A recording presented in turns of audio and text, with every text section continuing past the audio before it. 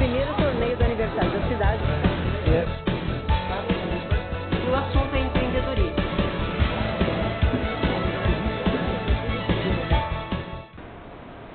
Jornal Comunicação trazendo notícias da região. Mulheres são estupradas e espancadas na região da Fazendinha, em Santana de Parnaíba. Hoje, dia 10 de janeiro de 2013, algumas vítimas de estupro foram à segunda-feira da Polícia Militar, aqui da cidade de Santana de Parnaíba, para fazer o retrato falado do criminoso que vem atacando mulheres na região nos últimos meses. Yoshi, que é o desenhista de retrato falado, ele é policial civil, e com as informações da vítima, ele faz os retratos. Ele atende mais de 100 delegacias na região de São Paulo. A informação é de que até agora 4 mulheres já foram vítimas de estuprador. Uma em agosto, uma no final de novembro e 2 agora em dezembro. Jovens mulheres de cabelos longos foram atacadas por um homem com cerca de 1,70 m, com olhos castanhos claros, cabelo bem curto e magro. Ao conversarmos com uma das vítimas, ela nos disse que foi ameaçada com arma, foi tapada sua visão, ela foi colocada num carro e levada para um local que ela desconhece. Lá ela foi torturada durante 3 horas, espancada, violentada e torturada, para depois ser levada de volta no mesmo local onde ela havia sido apanhada. Em função dos ferimentos, essa vítima, inclusive, ela teve uma série de pontos que ela tomou aí. Veja a reportagem completa com a entrevista com o tenente Jovino e com o desenhista Yoshi. Estamos aqui na segunda-feira da Polícia Militar com o comandante tenente Jovino. Tenente, conta pra gente.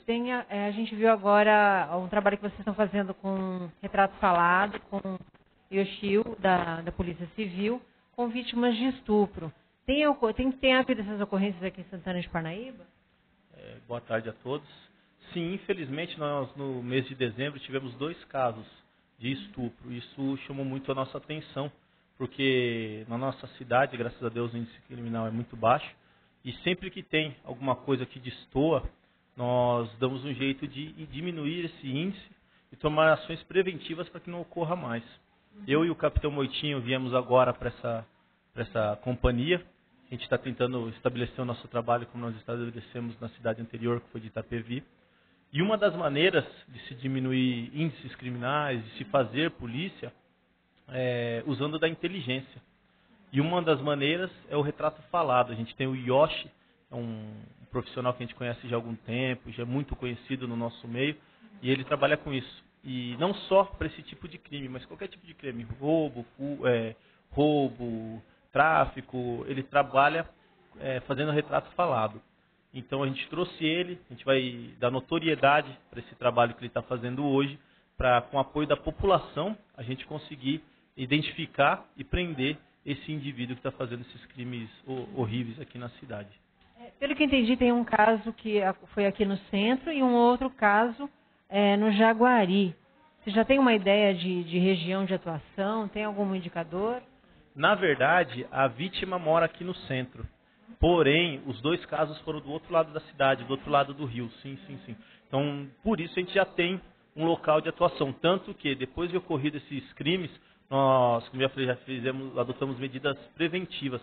Já saturamos o policiamento no local, nos locais e proximidades onde ocorreram e nos horários também que ocorreram. Por isso, da importância da população registrar esse tipo de delito, assim, todos os delitos, na verdade, é importante o cidadão registrar, acreditar no trabalho da polícia, porque é de acordo com a quantidade de crimes ocorridos no local, os detalhes que eles colocam nos históricos do boletim de ocorrência, que nós angariamos informações de onde é melhor colocar a viatura, o modus operandi de o jeito de atuar de cada criminoso. Isso ajuda o profissional que está lá na rua, no patrulhamento de rotina, a identificar o indivíduo e poder prender. Então, quando as professoras forem lesadas nos seus direitos, ela tem que fazer o BO para poder ajudar a polícia a fazer esse policiamento de inteligência. Por outras bases que a gente tem de dados que nos ajudam muito, além do Infocrim, que é essa base de boletins de ocorrência, nós temos o Fotocrim, com foto de vários marginais, vários indivíduos que já foram presos pela polícia na região inteira, e com isso a gente consegue uma identificação, às vezes, da pessoa por um apelido, por uma tatuagem, a gente consegue identificar melhor. nós temos os dados da CAP, que nos ajudam muito, e um dos principais, na minha opinião, é o Disque Denúncia, 181. A ajuda da população é fundamental para a PM poder atuar, porque nossa área de extensão é muito grande. Aqui nós temos só em Santana 180 quilômetros quadrados de extensão. E ainda a gente cuida de Pirapora, que tem mais 108 quilômetros quadrados de extensão. Então são mais de 200 quilômetros quadrados de extensão para a gente cuidar. Se a população der informação para a gente atua pontualmente, com inteligência, com policiamento planejado e fica muito mais fácil da gente proteger a própria população. Então o ideal é a população trabalhar junto com a polícia. A gente precisa dessa proximidade. E as pessoas que reconhecerem alguém parecido com o retrato falado, que está sendo feito aqui pelo Yoshi, ela deve ligar para onde, então? Ela pode ligar para o 181 e fazer a denúncia dela, ou então para o 190, que de imediato uma viatura vai no local onde ela falar. Eu estou vendo indivíduo em determinada localidade da cidade. Pode passar para o 190, a viatura vai de imediato atrás desse indivíduo. Tenente, pela sua experiência, o modus operandi de um desses que nós vimos aqui, que usa o óculos ou um capuz, alguma coisa, pode haver mais vítimas desse sujeito aqui na região, aqui na cidade de Santana de Parnaíba? Bem, esse tipo de crime é um crime atípico, né? Porque a vítima ela não é só lesada por um bem material, como é o caso do roubo, de um furto, dos outros crimes em geral. Ela tem ela é afetada no seu psicológico, porque é no emocional dela. E às vezes, até devido à criação, à cultura de determinada família, a família tem vergonha de falar desse tipo de crime, de expor a própria filha, a esposa, o parente em si a esse tipo de situação. Porque gera certo comentário na vizinhança, muitas das vezes, e ele não quer isso para a filha dele. Os exames são constrangedores, o tratamento também é constrangedor. A gente tem um excelente hospital, reconhecido internacionalmente, que é o Pérola Bay. Então todas as vítimas desse tipo de crime são tratadas lá. Tem um acompanhamento psicológico, acompanhamento médico, tem todo um trabalho, mas muitas das famílias... Ela foi machucada, ela levou pontos, né? Quer dizer, o rapaz... Ela, infelizmente, levou 4 pontos. O agressor dela, né? Como a gente tende, pelo que a gente analisa, tende a psicopatia. Ele seguiu a vítima, ele fantasiou com ela, falava que seguia ela, que via ela de vestido, que ela trabalhava num comércio, ele fazia compras e passava no caixa dela, única e exclusivamente, falava que ela sorria para ele, coisa que é totalmente normal, porque todo caixa sorri para o cliente, só que na cabeça dele ele fantasia, a seguiu e fez essa barbaridade com ela, né? Infelizmente.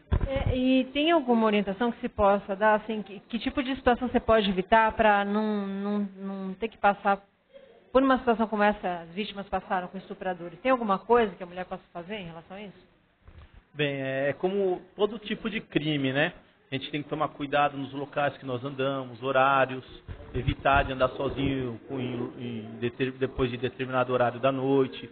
Se você tem uma rua iluminada e uma rua que não é iluminada, mesmo que a rua iluminada, o trajeto seja maior, prefira a rua iluminada do que o local não iluminado.